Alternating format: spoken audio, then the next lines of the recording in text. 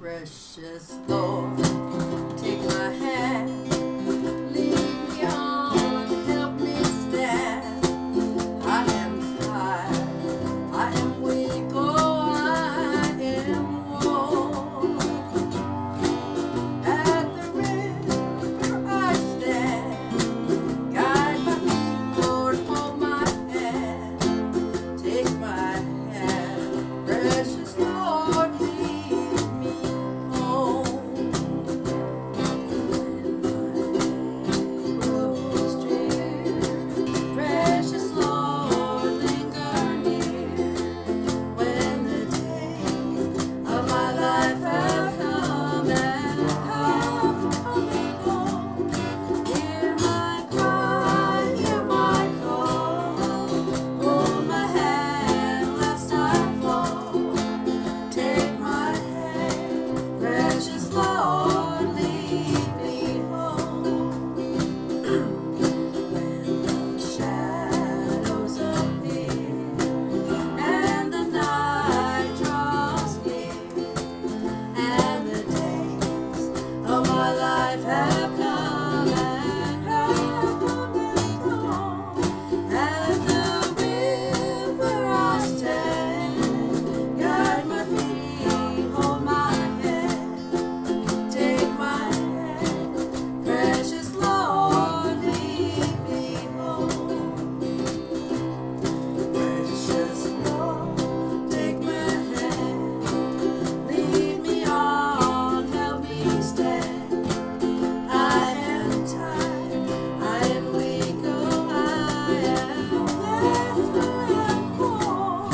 Through the storm, through the night, lead me on to the light. Take my hand, precious Lord, lead me home. Take my hand, precious Lord, lead me home.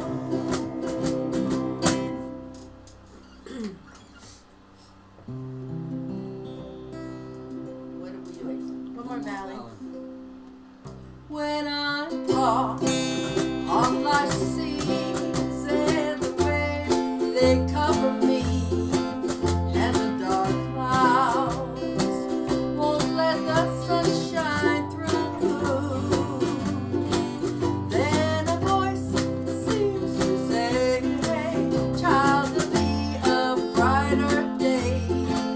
Don't allow the storm to hide from heaven view, 'cause we've got one more valley, one more hill. We've got one more trial, one more tear, one more curve in life's road, maybe one more mile to go. We can lay down our heavy load when we get home. Don't let Satan see your fears. Learn to smile through all your tears. Hold your head up high and give the world a smile. You must be faithful all the way. It will be worth it all someday, 'cause it's all gonna be over after a while. 'Cause we've got one more valley, one more hill. We've got one more trial, one more tear, one more curve in life's road, maybe one more mile to go. We can lay down our heavy load when we get home. 'Cause we've got one more valley, one more hill. We've got one more trial, one more tear,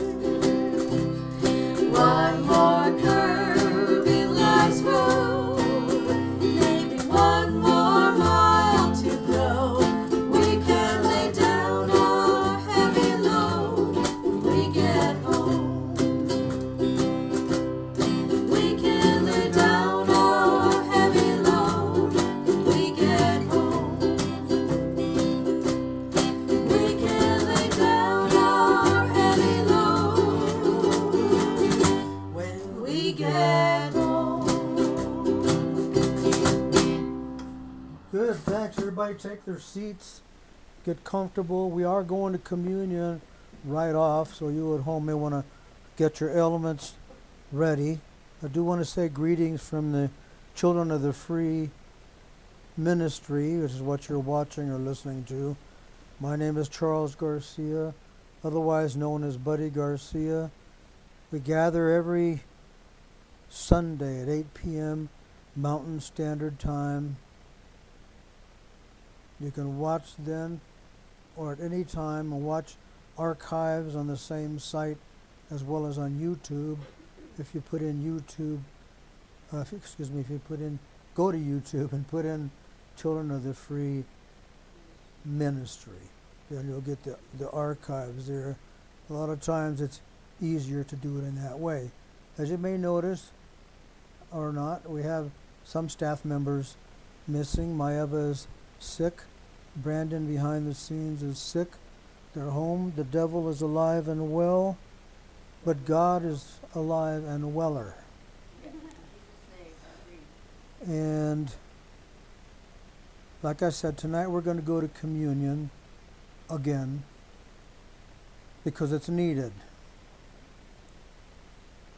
You see, the table of the Lord can be approached from many different standpoints when you know it well, as we do, and teach it well. All the way from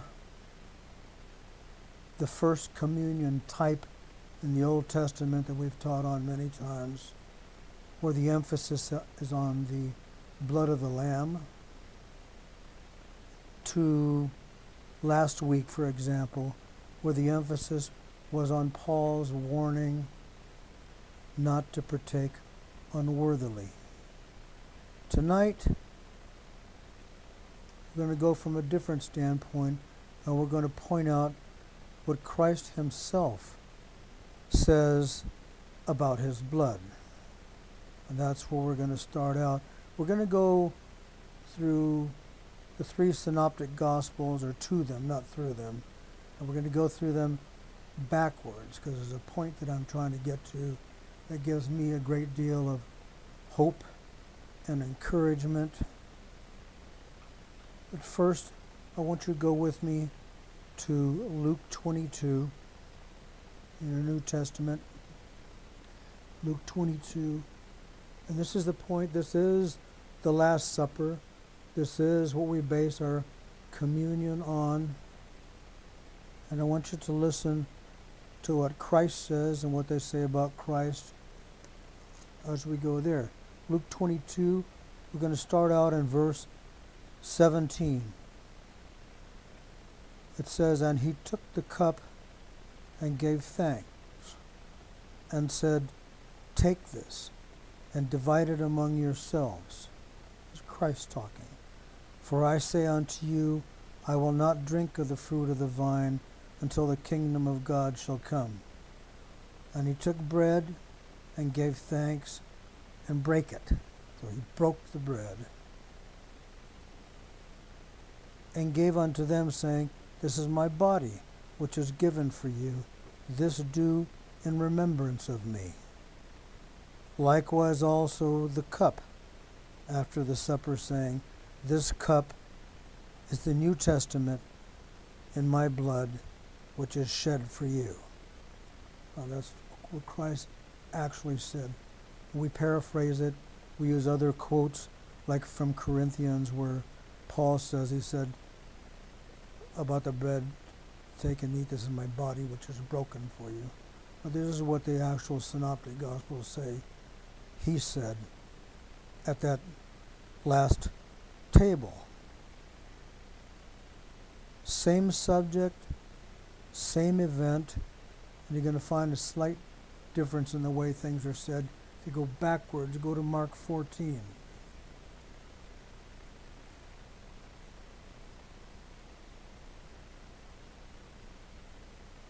By the way, after we do this reading, we're going to partake of the elements ourselves here. Mark 14, verse 22. "As they did eat, Jesus took bread and blessed and brake it and gave it to them and said, "Take, eat. This is my body." And he took the cup, and when he had given thanks, he gave it to them, and they all drank of it.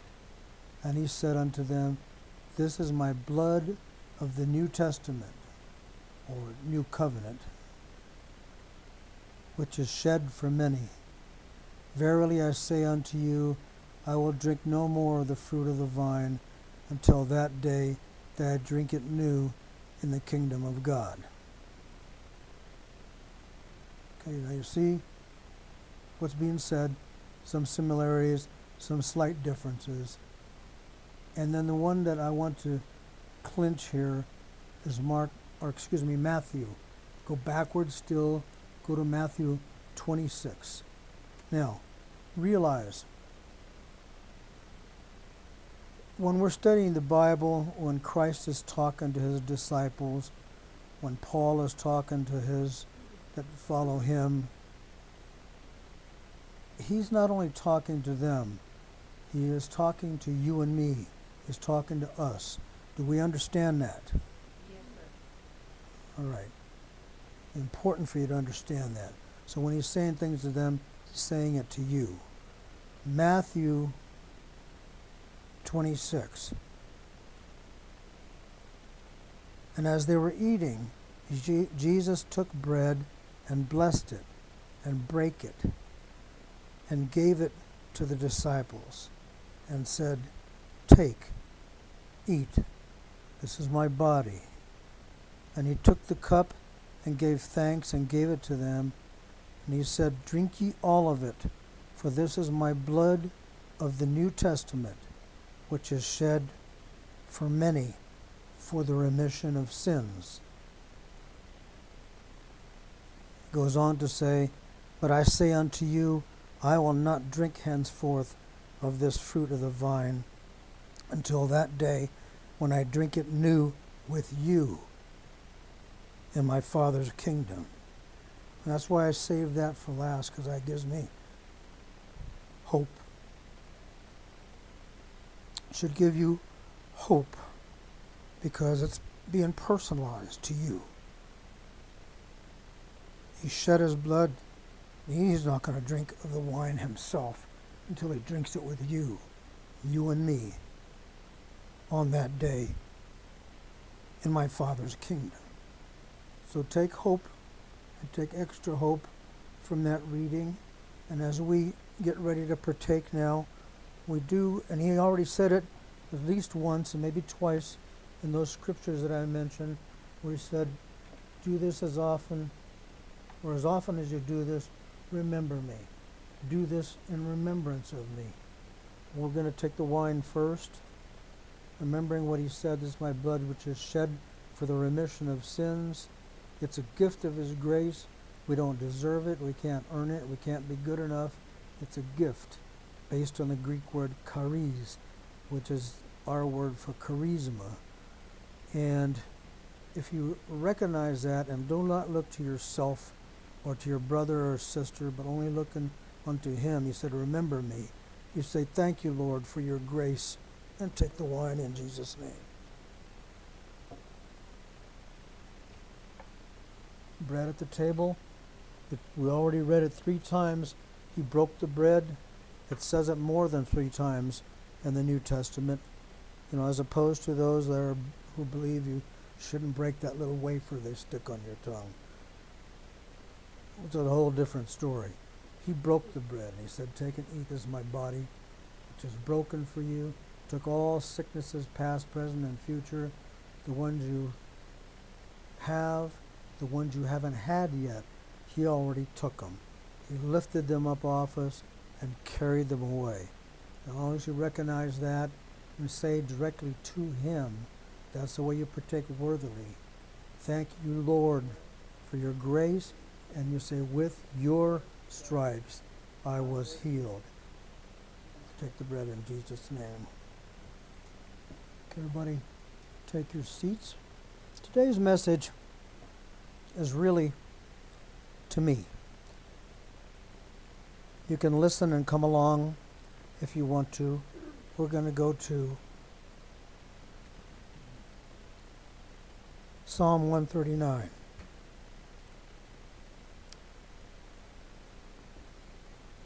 I need this. Psalm 139. The whole psalm.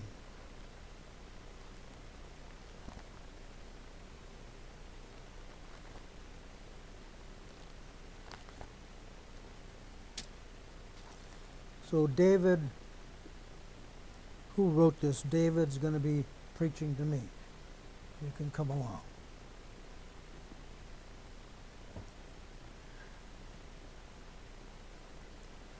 O Lord, thou hast searched me and known me. I'll say.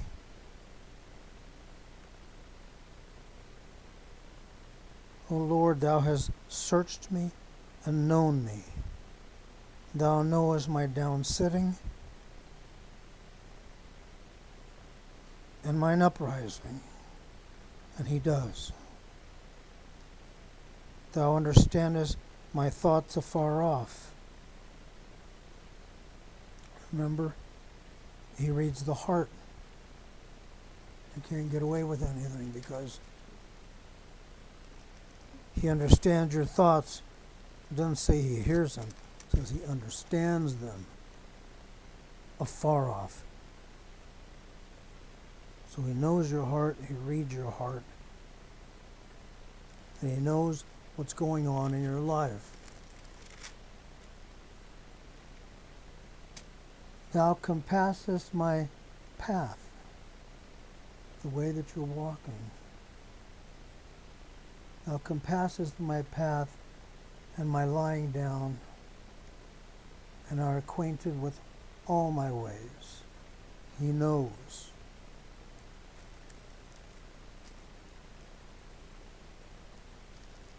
Like the super Santa Claus. He knows. Thou compasseth my path and my lying down, and art acquainted with all my ways. For there is not a word in my tongue, but lo, O Lord, thou knowest it altogether. Repeating, he knows what's going on, he knows what's coming. Now listen to this. 5th verse. Thou hast beset me behind and before. Now beset, what does that mean? That means like to lay siege. There, not going away. Behind and before. What's that saying? He's saying he's got your back and your front. Isn't it? Thou hast beset me behind and before, and laid thine hand upon me.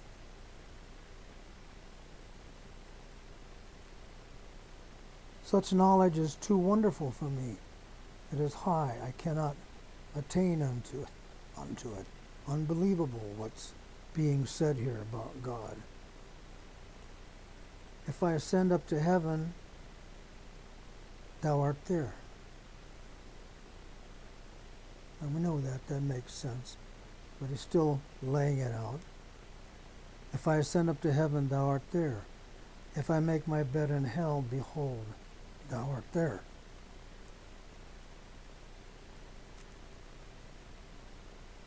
I just did. Still coming out of it, as the saying goes, with my hair on fire. He's there.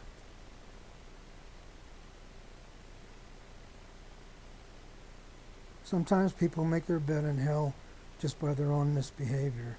Sometimes it's part of God's plan. But you can find yourself there for sure. He's there.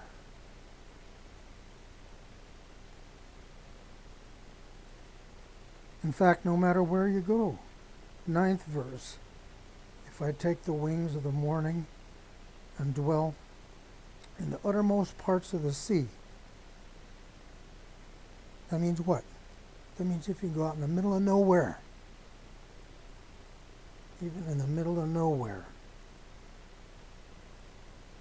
even there, circle that, there, even there shall thy hand lead me, and thy right hand shall hold me up. Now, if you know biblical spiritualism, you know that the right hand is the hand of power. Thy right hand shall hold me.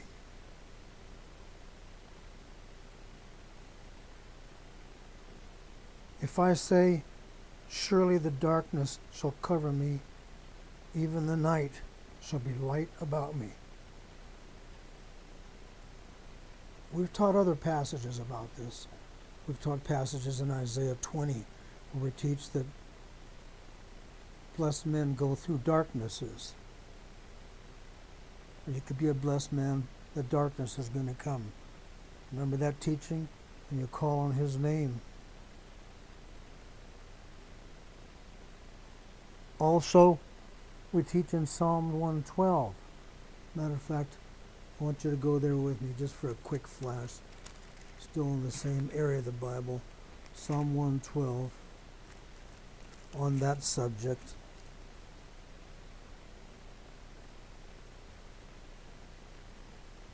Show me your hands when you are there. Psalm 112, verse 4, it says, unto the upright, and the upright doesn't mean brother holier than thou. That means those that are trusting God and acting in faith. Unto the upright there ariseth light in the darkness. And I could go on and go to other pages to drive that home. But that's where our study in 139 is going to end tonight. It says, if I say, surely the darkness shall cover me. Anybody been there?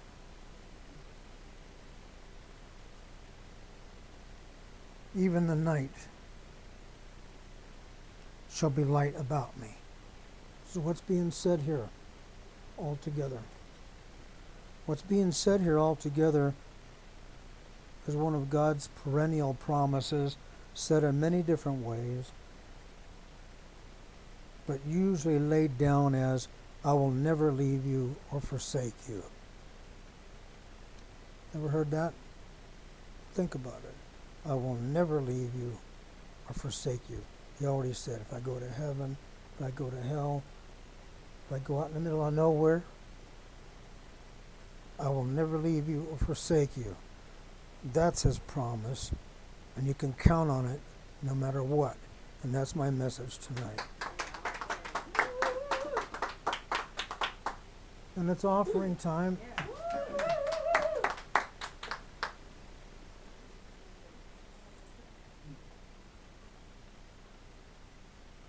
The offering we're going to have.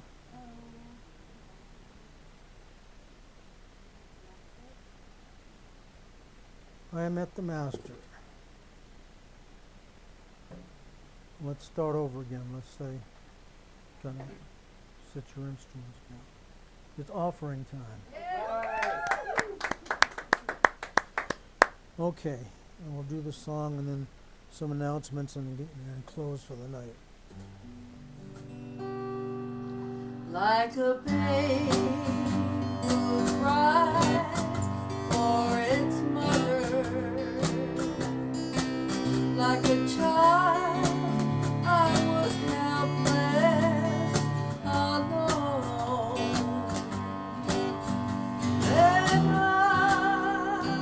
met the Master. Now I am no longer alone.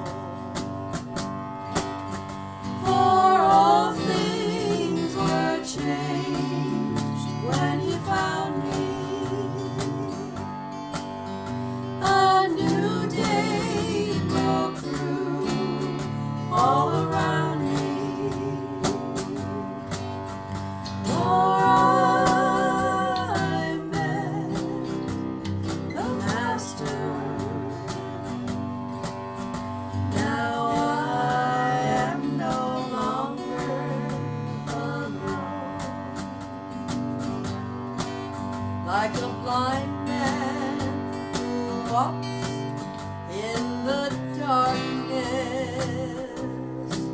I was lost and I searched for the light.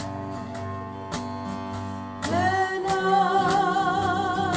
met the Master. Now I walk no more in the night. For all things were changed when he found me. A new day broke through all around me. For I met the Master. Now I walk no more in the night. Yes, I met the Master. Now I walk no more in the night.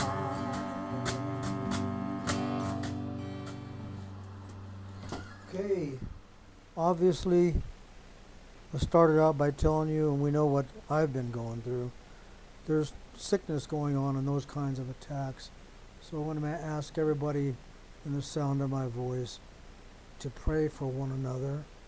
And if you do have sicknesses beyond your common cold, get a message into me. I get all your messages. I will pray for you especially, and we'll get through what we have to get through together. I still don't know what teaching path I'm going to go down next. I'm fluctuating between basics and jumping off the deep end and going to places like the pyramid or the stars. I'm not sure. We may do a little bit of both. But let's just trust God to follow and follow God, or God to lead, and for us to follow God. And that's the best that we can do. So keep on walking in faith. We're going to close with our theme song. Get your messages into me. It's important. And then I will see you next week. Well, I searched and I searched for a road that led to glory. I wondered if I'd ever find my way. I was so dismayed, for the road it seemed so lonely. But then I heard a voice within me say, "You've got to keep on walking, keep right on walking, walking in the light of the Lord. You'll get to heaven someday, and only get in the faith way, walking in the light